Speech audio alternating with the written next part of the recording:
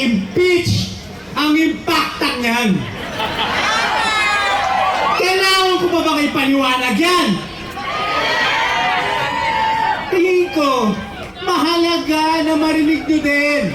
No, imbes na magpaliwanag pa ako ba't kailangan siya impeach, tingin ko mahalagang magpaliwanag ko din.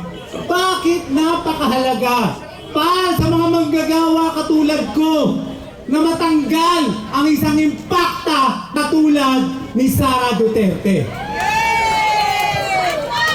Lahat kayo dito, marami dito manggagawa, tama ba? Tama ba? Di ba hirap kayo maghanap ng trabaho, tama? Di ba pagka kayo nag-violate ng mga rules ng inyong kumpanya, di ba tanggal kayo kagad pagkatapos ng proseso? Tama. Ngayon, ano ba ang dahilan ba't natin siya kailangang tanggalin?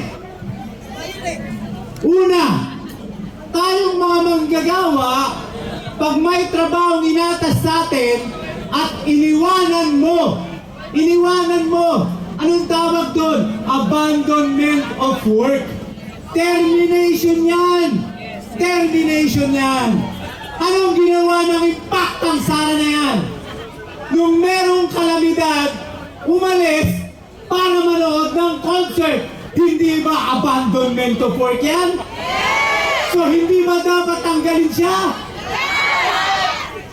Sa mga manggagawa, pagka tayo ay nahulihan na tayo ay nagnanakaw, kahit suspetsa pa lang, malamang ipoproseso na tayo para tanggalin.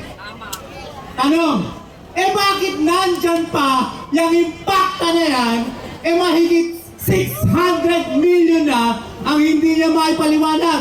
Ba't nandyan pa yan? Hindi ba kakapalanan ng mukha yan?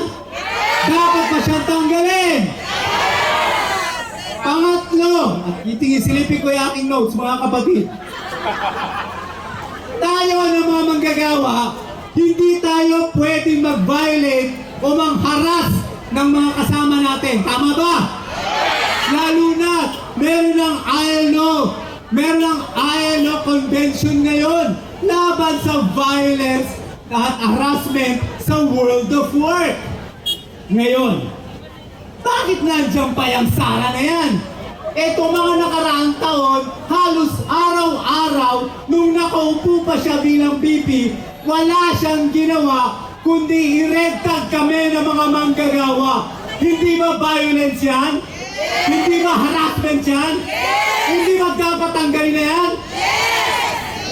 Yun naman pala, nagkakasundo naman pala tayo eh. Dapat tanggalin talaga yan. Now, having said that mga kapatid, make no mistake, wala na nating habaan ang usapan. Hindi natin kailangan